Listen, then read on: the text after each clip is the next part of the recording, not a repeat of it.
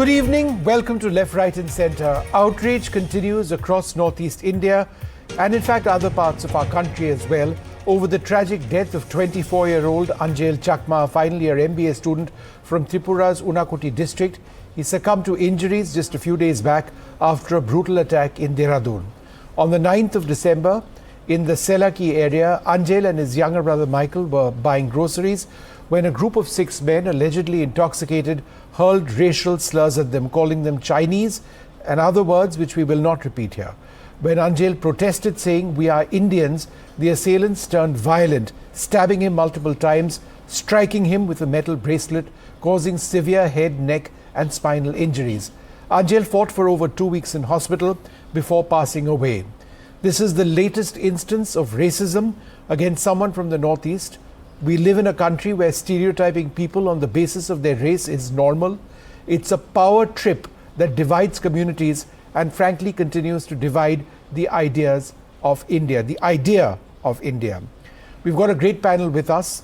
We've got young people and experts from the Northeast to tell us a little bit about their experiences of being in North India, in other parts of the country. This is a program about their stories, their experiences. Lisipriya Kangujam joins us. Suhas Chakma to my left, George Chakma to his left. We've got Anish Bhagwati with us, and we've got Philip Takhil Changam as well. Thanks, Philip, very much for being with us. And we'll be joined by Pradyot Deb Barman, the founder of the Tripura Mohta Party of Tripura, in just a few moments from now. Lisipriya, we'll talk about this specific case in just a few moments. But could you tell us how objectifying people from the Northeast, stereotyping them, is a constant issue for people living, for example, in a city like New Delhi? Well, first of all, thank you for having me here. I would like to ask a few questions to this nation. Who gave them the right to kill us? Who gave you the right to kill us just because we look like Chinese? And why is the Chief Minister of Uttarakhand, Mr. Pushkar Dhami, still silent on this kind of issue? The main question is, how long do we, the Northeastern people, have to keep on tolerating this? We are attacked for not what we do, but for how we look like. And that is completely unacceptable at any cost. This is not just about Uttarakhand. This is happening all across India, all across our country. And there have been numerous such cases of racial attacks on Northeastern people like me. And I ask today, where is their justice? Hamara justice kaha hai? How many FIRs, how many hospital beds, how many deaths before accountability finally begins? Why do these cases disappear once the headlines fade? Let me be very clear on this topic, on this major issue. We, the people of Northeast India, of Northeast, we are united. And we will continue to raise our voice for it. This is unacceptable at any cost. This must stop now. Yeah. Being Northeastern doesn't make us outsiders in our own country. Racism is not culture. Violence is not ignorance. This is a crime. So please stop asking us to adjust in this kind of society, in this kind of India. Start asking why the system keeps on failing us and how long will we have to suffer regarding this issue. India cannot call itself united while parts of its people still live in fear. Enough is enough. Yeah, no, thank you very much for that. Pradyot Deb Barman, I think among the many points that Lisipriya made was one, not enough has been done to condemn the attack in Uttarakhand, in Dehradun. Is that a major disappointment for you, that the state has just not done enough to condemn the attack on Anjel?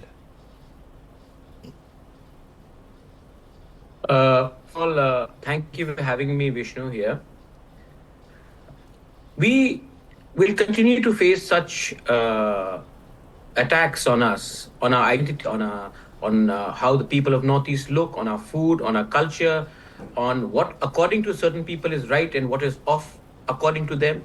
And this will continue to happen until we, as the people of Northeast, do not rise up as a bloc. Because we are divided, if able to succeed, we will never succeed. Because numbers matter in India, and we do not have the numbers if we approach each of these places individually. The time has come for all of us to stand up as one, what Lysipriya has said. We have to stand up as one. And we have to say that this is the last and the final straw. If you keep on doing this to a fellow countryman, if you prejudice yourself just because you think that you are more superior, just because we look a bit different, because our food, our culture, our history, our dresses are different, then Northeast will respond, and we will respond as one. Please do not take us lightly. What has happened in Uttarakhand? Really 25,000 rupees has been given. 25,000 rupees has been given as an award to find out the person who's a fugitive running in Nepal. Is this the price of Anjel Chakma or any other Northeast? Yeah. 25,000 rupees. No, it's ridiculous. It took 17 days. It took an outrage. It is. Hold on for 1 second. Suhas, I just wanted to bring in Suhas on this point.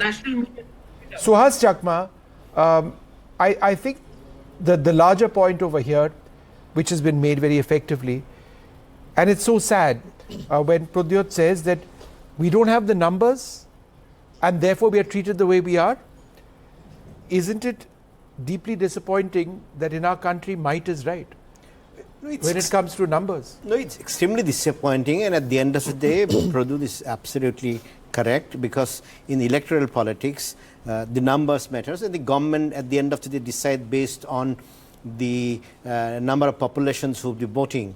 But the key point is we have to recognize, first of all, that India is the land of different races. So this kind of racial violence will take place and will continue to take place.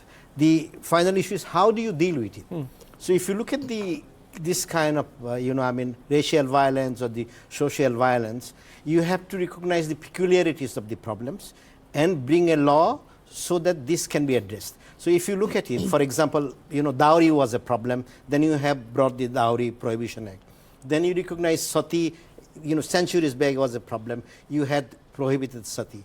Then you have brought the problems of caste discrimination, then you have brought Prevention of Atrocities Act, and I would say the Prevention of Atrocities Act or Anti-Dowry Act, or even the National Human Rights Commission of India asking police to report every custodial death within 24 hours. These are good practices which actually have reduced the crimes. So in case of racial discrimination, I think people from the Northeast, because of our physical features, because of our dresses, because of our food habits or the culture, we are different. And because of our own physical features, we face these problems. And the government, at the end of the day, if it doesn't recognize that this is a problem, if it doesn't bring a law, then you are in a way actually perpetuating this kind of racial violence. And I think in this particular case, the condemnation is one part, but the other part is, till today, the state government has not taken action against the police official. And this condemnation will always happen. Nothing gets done until we'll end up talking like this in a few months once again. It's just terrible. George, isn't it horrific that in our country we are judged on the basis of how we look, whether it's your physical features or the tone of your skin? It's 2025 going on to 2026. This is what we are as a country. Yes, first of all, thank you, Vishnuji, for having me here. I would like to start by saying that racism is not a problem of attitude. It's a structural problem, right? And the response has to be structural and institutional. So one fine day, politicians coming and just saying that, oh, please behave, please respect people, that is not going to achieve anything. We need institutional response, right? And sadly, let's be honest here, we are sitting here having this discussion only because the guy passed away. Yeah. Had he been alive, we would not be here sitting having a discussion, right? That's true. It sadly reminds me of an incident that happened exactly 10 years ago. Nido Tania was a student in Delhi. He was sadly murdered in 2014, in January of 2014. Yes. Following the incident, the government constituted a committee by Bezborwa. It was known to called the Bezborwa Committee, and the committee recommended that accommodation is one of the huge issues. The committee identified and recommended that there has to be safe spaces, accommodation for especially the young students, right?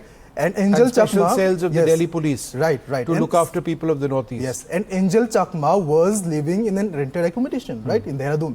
So let's address that, right? And what happened after the recommendation was published? No, nothing really happened. The government simply sat on it. Nothing happened. No hostels were sort of, constructed. Nothing really happened. So it's just an issue that politicians will tweet about. They tweet about thousands of issues every single day. This is just another issue, and I do not want to name, but then there are so many politicians who are getting his name wrong, spelling wrong. How sad is that, right? No, it's pathetic. It's just one of the issues that they are tweeting about. It's telling, right? Yes. Philip, race is one aspect of it. The other aspect of it is nationality. How disturbing is it to you personally that you have people saying, "Oh, wo to China se hai," when you are 100% Indian, you're proud to be one.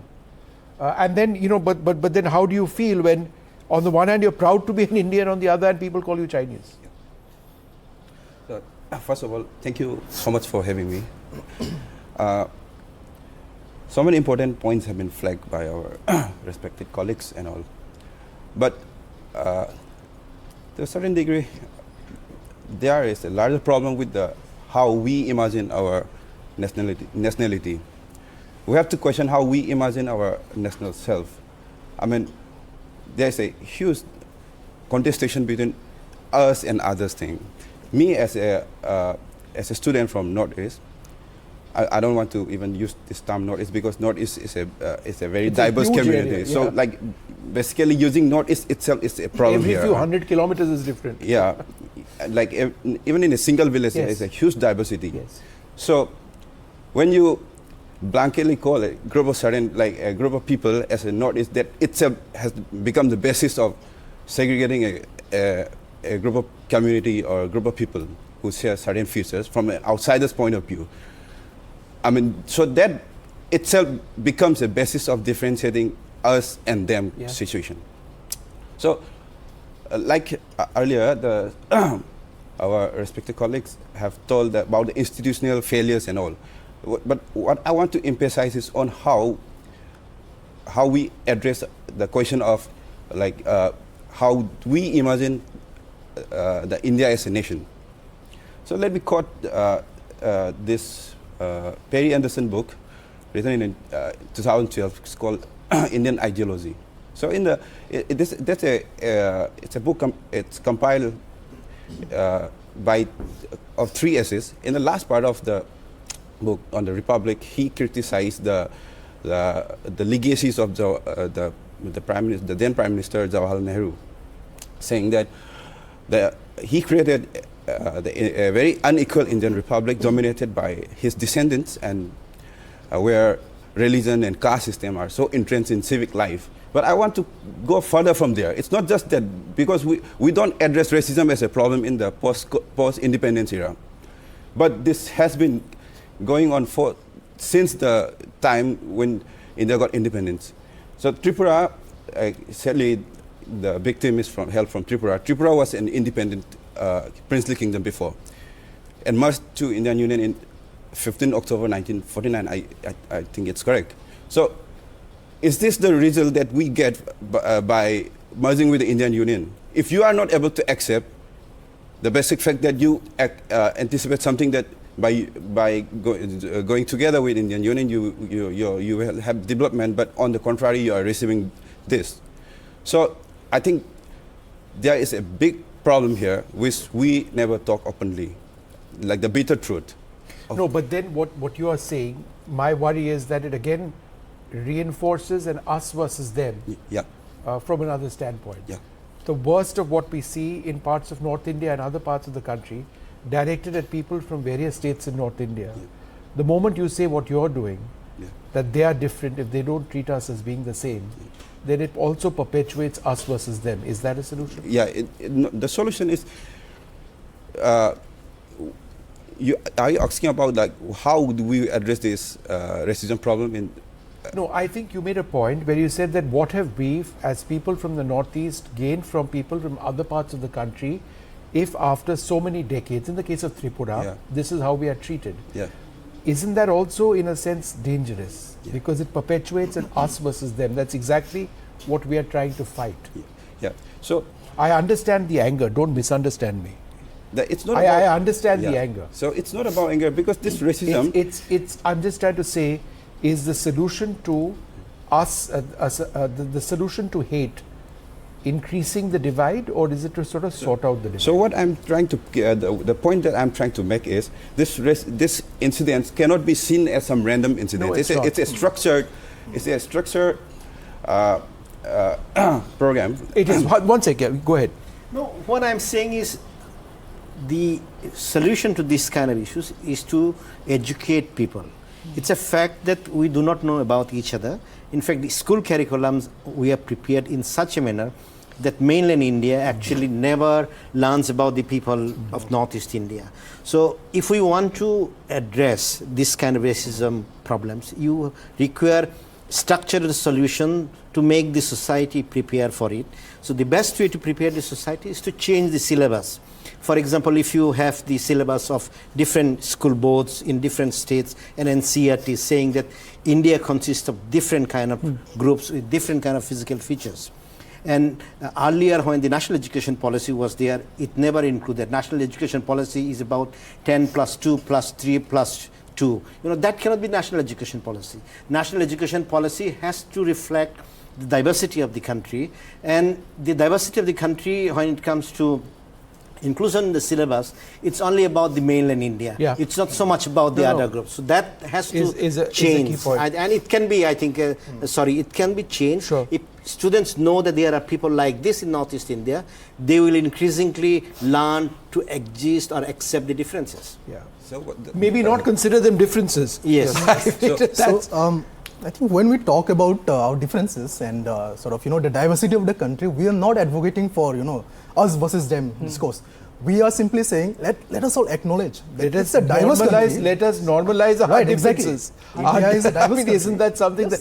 One second. Anish Bhagwati is General Secretary of the Northeast Students Association of Sri Venkateshwara College. That's one of Delhi's finest colleges. I want to ask you a more basic question: the safety of students. Students who you represent, is that a constant worry? Safety. 100%, 100%. I think if I were to begin by recounting my own personal experience, of course, I was not living in Delhi before I got admission into University of Delhi. I have come here from Assam. So when I was leaving, a comment that was, a comment that stays with me even today is that my parents and people who have lived in Delhi and other regions before, they've always warned me, beware that your practices, your culture, your customs are different from what is the usual there. Most visibly for me would be my food practices, wherein I do consume non-vegetarian meat. I consume meat, and that is something that's very controversial in a lot of spaces, including our own college, which, of course, chicken is not in the canteens. Egg is there, but then even egg gets banned during Navratri because, again, Navratri is holy food habits. So, differences are something that is acknowledged everywhere, and this acknowledgement matters, because until and unless we do not acknowledge the differences, because as you said, us versus them, well, the divide exists, the diversities exist, the diversities are not going to cease, and neither should we advocate towards seizing of such diversities. Rather, there should be means and measures to ensure that those diversities do not cause such atrocities, that a diversity doesn't lead to the death of an individual. And as has already been put into place, racism is a systemic failure. It's a systemic issue. An issue which is not just limited to those from the Northeast, but an issue in general. There is discrimination faced by members of different communities who look differently, visuals who speak differently, who act differently. Everything a point of difference becomes a point of discrimination. And this mindset, this attitude needs to be checked and advocated against, because it's very, very problematic. Sure. Lisipriya, again on the issue of safety and stereotyping, as a woman, how is this something which is a constant concern in several parts of our country for people from the Northeast? Well, speaking from personal experience from my side, you see, few years back, in front of the Taj Mahal, I went there protesting with a banner writing behind the beauty of Taj Mahal is plastic pollution. And then what happened was, some party in India, they called me a literal foreigner. They called me a foreigner, even though I'm a citizen of India. Calling us chinky, calling us foreigner, calling us Chinese or Nepali, is not a joke. This is racism. Yeah. This is basic racism. Who gave anyone the right to decide our nationality by our faces? We are abused, we are mocked, we are attacked simply because we look different from others. How can Indians be called foreigners in their own country? You see, this kind of mindset is violent and it kills. It literally kills. We have seen various numerous cases which has been happened before, even what happened with Anjel Chakma. So this kind of mindset is violent and it kills. Stop teaching. We need to educate, just like the other people who are in this panel are saying. We need to teach. We need to educate children. No, That we must. this is not And I think acceptable. if there's one takeaway Insulting all from these this, countries. Lysipriya, it is that education is most important. Pradyot, I've just got 30 seconds before I need to start wrapping this up. Please go ahead with your final thoughts. See, Vishnu, it is not only restricted to Delhi. Let me say about an incident which took place 1 week ago in Assam, in Karbi Anglong district, where the people who have come from outside started shouting, Karbis, go back to China. So this does not only happen to Northeasterners, only in metro cities, it happens everywhere. Till the time India, which says that we are not a racist country, accepts that we are the largest producer of fair and lovely cream, we will be a racist country. We have to first accept that. Second, what one of the panelists has said, we are taught about what is happening in Tamil Nadu, Gujarat, Punjab, rest of the country. How many chapters or how many even lines of Northeast are there in the educational books about our region, our history, our entire culture? Zero. Barring 1 or 2 lines, there is nothing. Till the time we do not tell the rest of India to learn about us, we will get no respect. This is not about only racism. It is also about lack of respect about the people who live beyond a certain part of India. In other words, And ignorance. my friend, let me tell you one thing. In Bangladesh, they are discriminating the minorities. They're discriminating Chakmas. They are discriminating Hindu Bengali. They're discriminating Khasis, Garos, Tripuris. And we are saying that we are better than them. But today, we have done the same thing by killing our very own in our own land. Yeah. Look, I'd like to wrap it up over there. This is a deeply disturbing conversation among people who, are othered in their own country. It's something we've seen year and year, every single year, so many cases. I could list out so many attacks on young people and others from the Northeast. But as we celebrate India, as we go into the new year, let's perhaps appreciate our diversity and differences rather than other people from our own frontiers. Thank you very much for being with us. Thank you.